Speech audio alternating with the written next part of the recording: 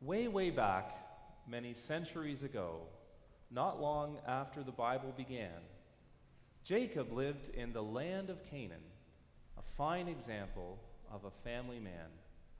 Jacob and sons depended on farming to earn their keep. Jacob and sons spent most of their time in the fields with sheep. Jacob was the founder of a whole new nation, thanks to the number of children he had. He was also known as Israel, but most of the time his sons and his wives used to call him Dad. Jacob and sons, men of the soil and sheaf and crook. Jacob and sons, a remarkable family in anyone's book.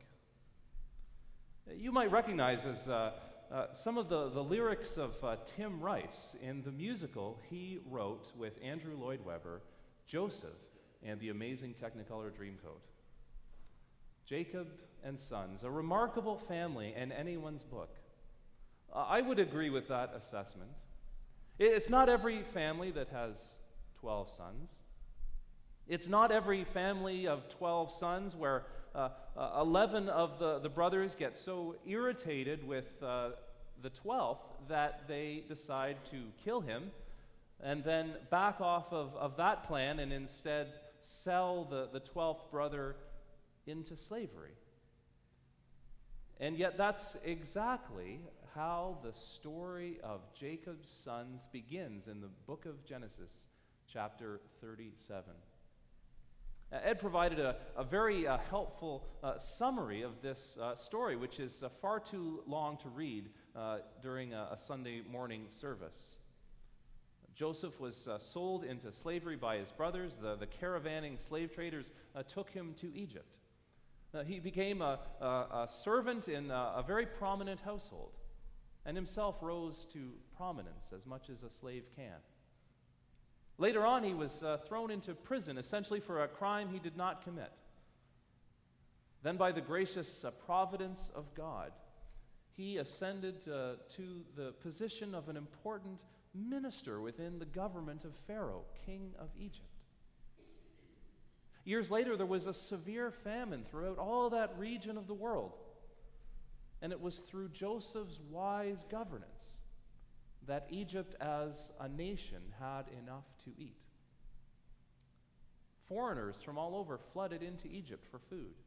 Among them, Joseph's brothers. Joseph cared for them and their families and gave them homes and food. Years later, their father died. And the 11 brothers feared that Joseph had only been looking after them on account of their father. And that now, with Dad out of the picture, he would get his payback. And so they went to Joseph and sought his forgiveness. Now, this story is quite unlike anything that any of us will ever experience in our lives. Let's be honest about that. But it's a story that teaches us a lot about how we can handle situations that we will experience, where someone has done us wrong, and we suffer as a result. The first thing we learn is the importance of forgiveness. Dad died. Brothers were afraid of what Joseph would do to get their payback. They went and offered their apology, and Joseph said to them, "Fear not. Don't be afraid. You have nothing to worry about." Don't be afraid. These are some of the most common words of comfort we find in the Bible. God sometimes calls to someone, and the first words out of God's mouth, "Don't be afraid." An angel of God comes with a divine message for someone, and the first words out of the angel's mouth might be, "Don't be afraid." And these are the words Joseph offers to his brothers. Fear not. Do not be afraid. They went and asked for his forgiveness, and he gave it to them. And in the process of so doing, let go of what we must consider a truly remarkable hurt. After all, if we read throughout the story of Joseph, we find Joseph experienced an incredible amount of personal turmoil. And once his brothers have come into his life after many years of his isolation in Egypt, there are many points in the story when Joseph simply breaks down and cries. We know that he's experiencing emotional turmoil. And in this moment, he seems to have let it go. Forgiveness, as perhaps many of us know, is not something which is very easy. It's not easy to forgive others who have done us wrong.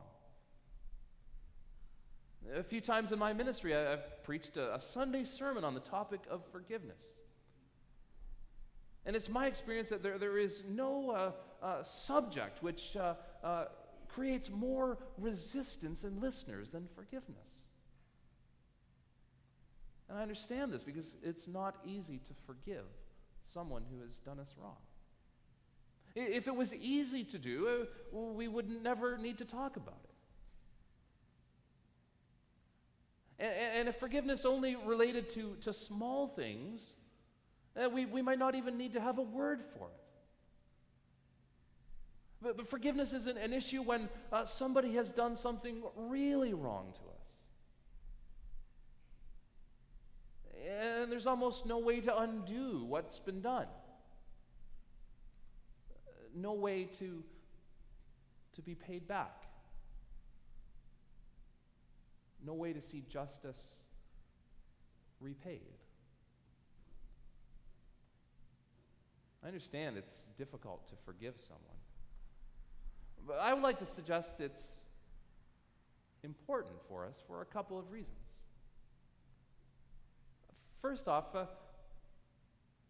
forgiveness allows us to let go and move on with our lives.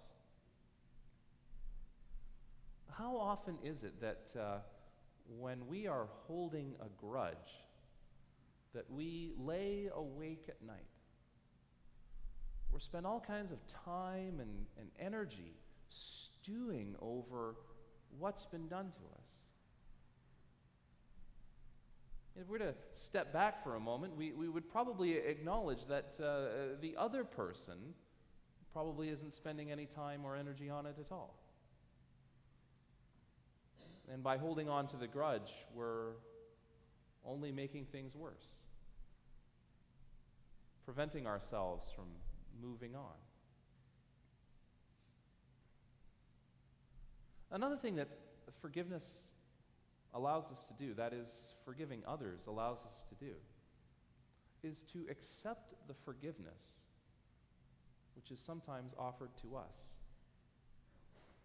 And if we're being honest, there are times when all of us need to be forgiven. There are many times when I need to be forgiven for something I've done or I've said. It's my experience as a minister that those who have the hardest time forgiving others are also those who have a hard time accepting forgiveness for themselves.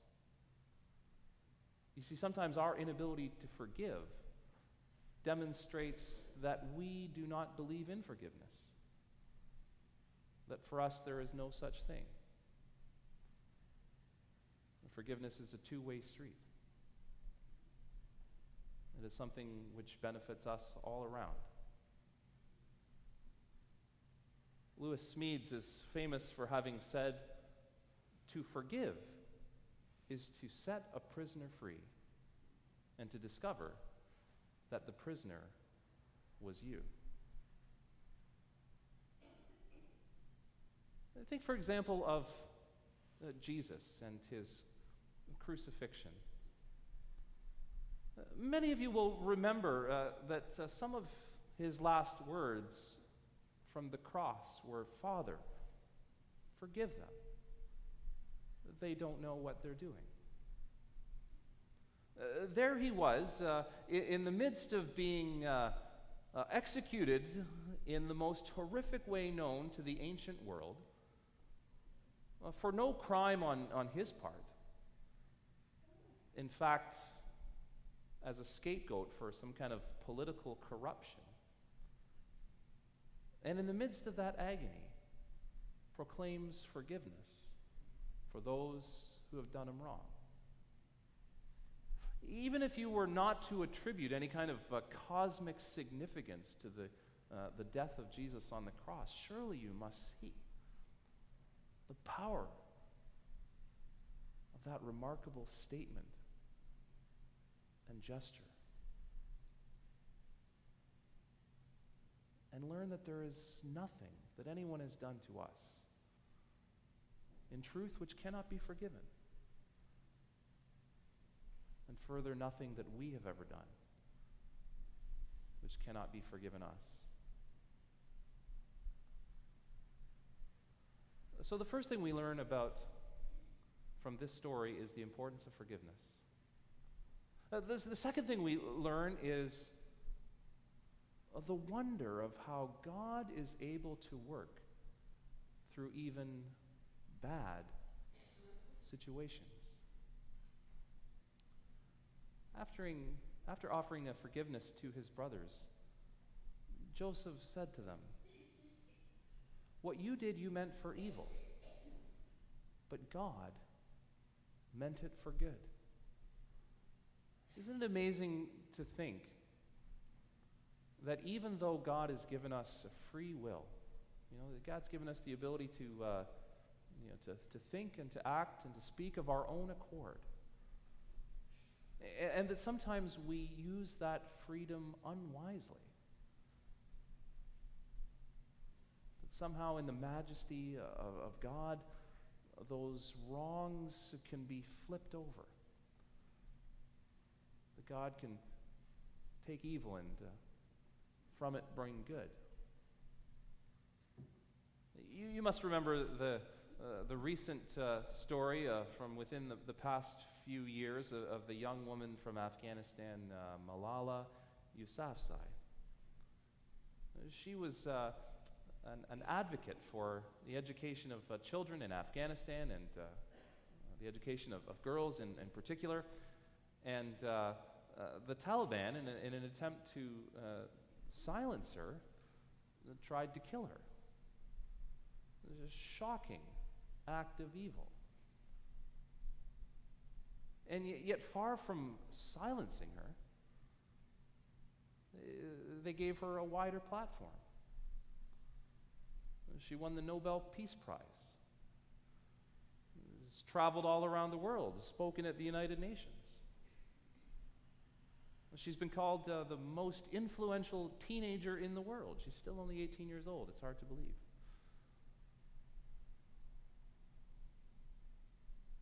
An act of evil has been taken and turned into something good.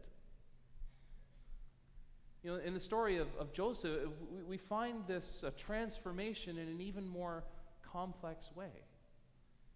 You see, it is not only Joseph who has benefited from the brothers' evil in the long run, it is they themselves. You see, it's because of their evil act against him, which has not only allowed him to rise to a position of wealth and importance within the government of Egypt, but their evil act has allowed them to survive in the midst of a famine. Listen to what the great German scholar von Rad wrote. God has used their guilt, that is their evil act, in his saving activity, and thus justifies them. It's an incredible testimony to the faithfulness of God. God had promised to the grandfather of those brothers, that's Abraham, that they would be part of a great nation, that they would be God's people And despite of their wickedness, God was faithful to them and brought about their good and the good of others through their evil actions. The contemporary British theologian N.T. Wright has said that this and other episodes in Scripture present to us, quote, a mysterious narrative of God's project of justice within a world of injustice, of God's plan to judge and eradicate evil without taking away human freedom and responsibility, of God's plan to set creation right without scrapping it all together and starting over with something else. One of the things I like to do with my spare time is go to academic conferences.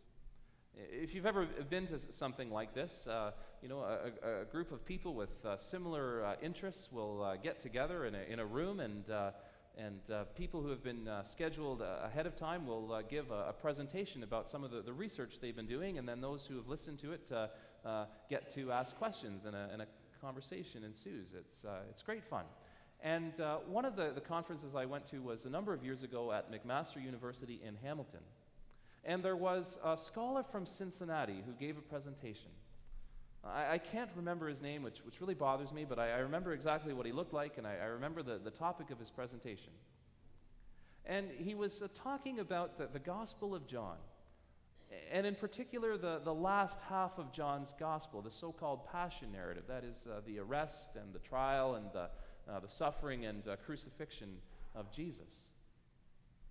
And he showed with remarkable clarity how in the writing of John, the gospel author, that throughout the Romans thought they were in charge. That is Pontius Pilate and the soldiers and so on. They thought they were moving events forward by their own decisions and their own actions. And in fact, what was happening was what they intended. Yet he also showed how for the gospel writer there was an entire other level of which they were unaware. And that is that even though they thought they were in charge, the whole time God was in charge. And that through their evil actions and intentions, the purposes and will of God were brought about. That is to say, through their evil, the sin of the world was forgiven. What an incredible paradox. A paradox which does nothing other than invite our faith in the mystery and awe and majesty of God. And further to that faith, for me, gives us a remarkable tool in helping us to endure even the worst that life has to offer. I think that the third thing we learn in the story of Joseph is how important it is for God's people to be able to trust in the promises of God. After having made his remarkable statement to them about their having meant their actions against him for evil, but God meant it for good, Joseph said to them, I'm going to die, okay, but before you, my death is imminent. But someday, God is going to take you out of this land to the land that he promised to Abraham, to Isaac, and to Jacob. Joseph was saying to them, God is not finished with us yet. God's promises are still to be fulfilled.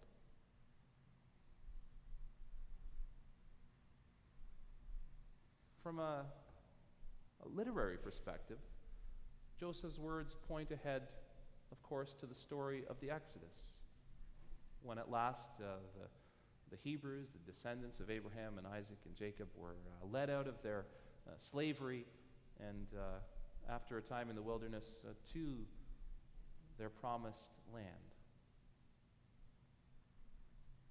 But for them in that moment, it was a reminder from Joseph.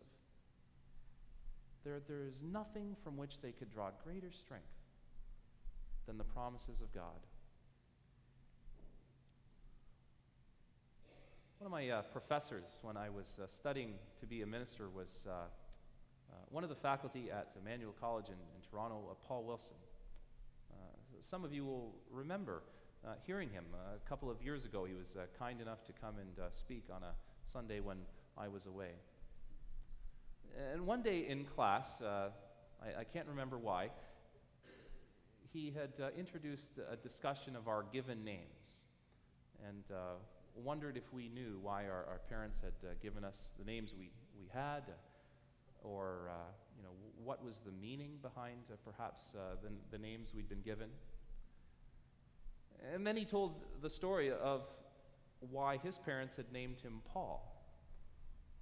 You see, there was a member of his family in the past. I can't remember if it was a grandfather or an uncle, but it was something like that. And as a young man, his namesake had a very serious accident. In fact, his legs were run over by a train. You can imagine he experienced absolutely devastating injuries from that accident. And he was taken as quickly as he could be to the hospital. But sadly, it did not live long enough even to make it to the hospital. But those who were with him on the ride remembered that he spent his last few minutes on earth singing hymns of praise to God.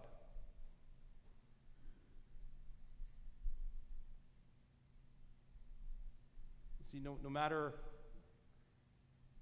how bad your situation is, and even if you have only a few minutes left to live, if your hope and confidence is in the promises of God, then you're good.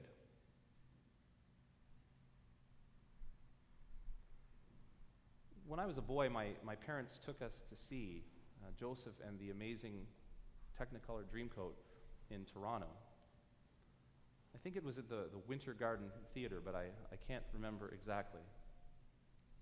Many of you have probably seen this musical in different times and different places.